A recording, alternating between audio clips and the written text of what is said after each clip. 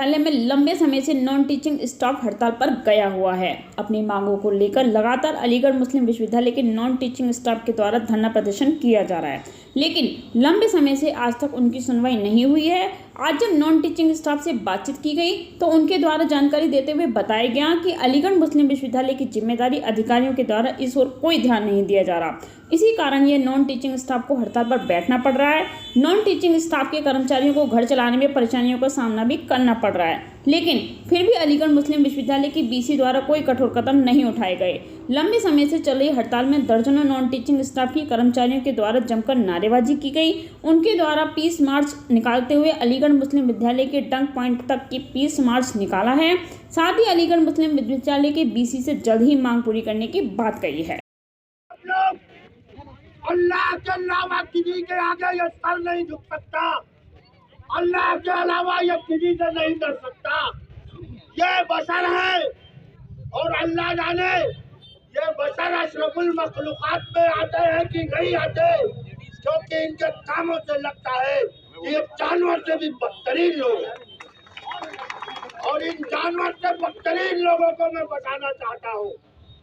अगर हमारी मांगे आपने पूरी नहीं की, अगर हमारी जायज मांगों को, क्योंकि हमारी लाइफ को जो आपने स्पॉइल करने की कोशिश कर रहे हैं, तो याद रखिएगा कि जिंदगी आपको भी अल्लाह ने दी है और किसकी लाइफ लाइन कितनी है ये सिर्फ अल्लाह जानता है।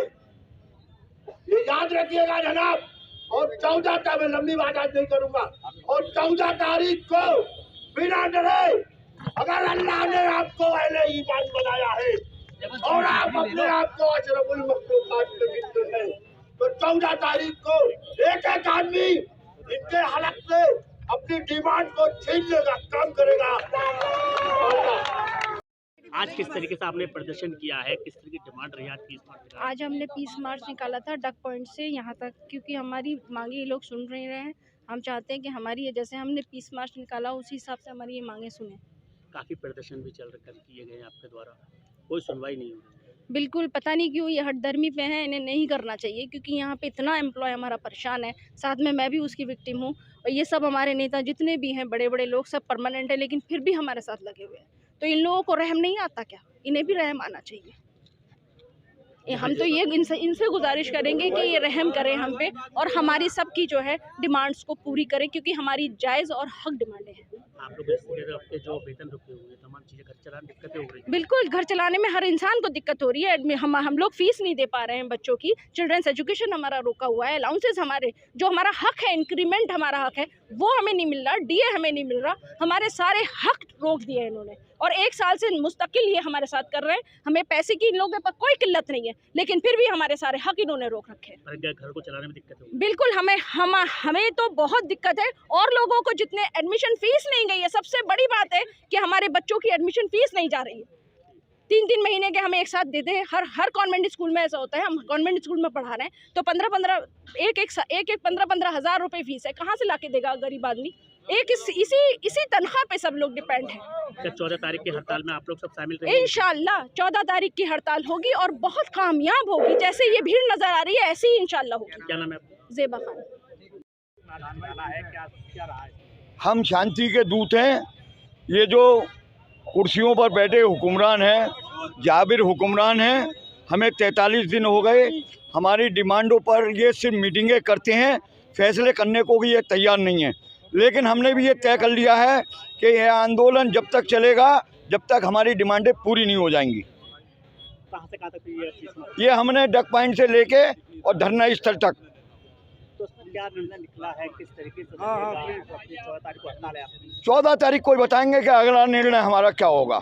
14 तारीख को हमारी आम हड़ताल है, जिसमें हॉल, जिसमें मेडिकल, सारी इमरजेंसी सर्विस, बिजली पानी सब बंद होगा। तो पीस मार्च निकालने का क्या मकसद रहा? पीस मार्च निकालने का मतलब ये है कि कल हम डीएम साहब से मिले थे।